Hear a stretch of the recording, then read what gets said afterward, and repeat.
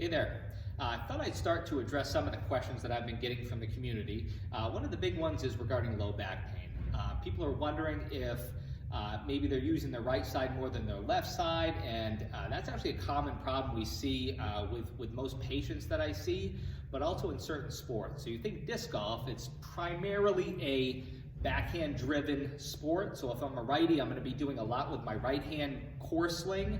You think about baseball, I'm going to be doing a lot with my left core sling, swinging a bat, left core sling, not a whole lot to the right side. Same thing with ball golf, always kind of one-sided, so we really neglect that rotational component on the opposite side.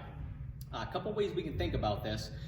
With our training, I'll show you in a second some unilateral right and left training techniques we can do to really shore up any asymmetries we have right versus left.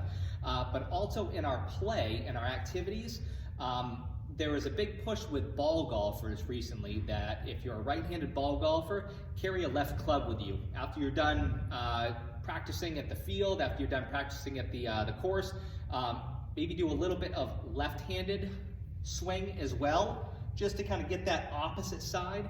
Same can be said with disc golf. If you've never tried throwing with your left hand, it can be pretty challenging just to get the coordination down, but you're also going to start to work on your other hip, you're going to work on your core in a different way, and you're going to start to kind of shore up any asymmetries that you might have that could potentially down the road be causing back pain. With our training techniques, some of the gold standards in back rehab really focus on asymmetrical movements, or right movements and left movements. So I'm going to show you two of the gold standards in low back rehab, and then we're going to do one that's probably a little more geared towards what we're trying to do. So side planks and bird dogs are two of the big things that we show mostly everybody. So you want to make sure that your shoulder's good, you want to make sure that your elbow's good to be putting pressure through there. If you have any shoulder issues, elbow issues, maybe skip this one, or there's some modification that you can do against the wall that you can search on the internet for. Most of the time I'm going to get people starting out, knees bent, something under the elbow. Make sure we are perfectly straight on. I don't want to see any rotation going on. We come up and forward, and we make sure we form a straight line between my nose and in between my knees. We hold, first thing I tell people, hold for 10 seconds. If you can hold for 10 seconds easy enough, 15, 20, upwards of 30 seconds. When you get 3 rounds of 30 seconds on the right side and the left side, that position is pretty decent, and we can start to do kind of a long lever side plank, which is a little more challenging. And same thing, you would start with 10 seconds on the long lever, upwards of 15, 20, 25, 30. When we got 3 rounds of 30 seconds on either side, that core is pretty good with that side plank position. Bird dogs, hands and knees, we want to make sure we're not overly arched or overly rounded. Nice neutral flat spine. We're going to take one leg, when we say my right, I'm going to kick that back behind me straight. I'm going to take my left, my opposite arm, it's going to go out. I'm going to hold that position for 6 seconds, then I'm going to switch. Left leg, right arm, 6 seconds.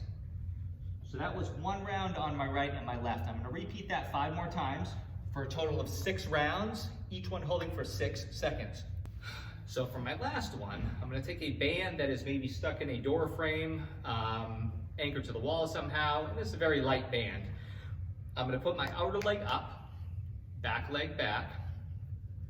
I'm going to push this in front of me. This anchor wants to rotate me this way. So the first step is to just be nice and still and tall. When I have this here on my stomach, I don't feel any tension in my core. When I push out in front of me, that's when I start to feel like a little bit of imbalance where it's going to pull me over on this left hip. Don't let that happen. We're going to hold that for about 5 seconds. Then we do a little bit of a twist. Not fast, just nice and controlled. Just a little bit past this knee. Slowly back, and then back in. Again, holding for 5 seconds. Little twist, back in. I might repeat that again 6 times, 5 seconds apiece with that twist, and then we would go to the other direction and do the opposite direction. I think that's a nice little program. There are 2 really good ways, evidence-based ways that you can start to incorporate some left and right training. This little band exercise is one that I threw in there because I think it's a little more specific to a rotational athlete like disc golf. Let me know if this is helpful, and as always, hopefully this helps you to throw well.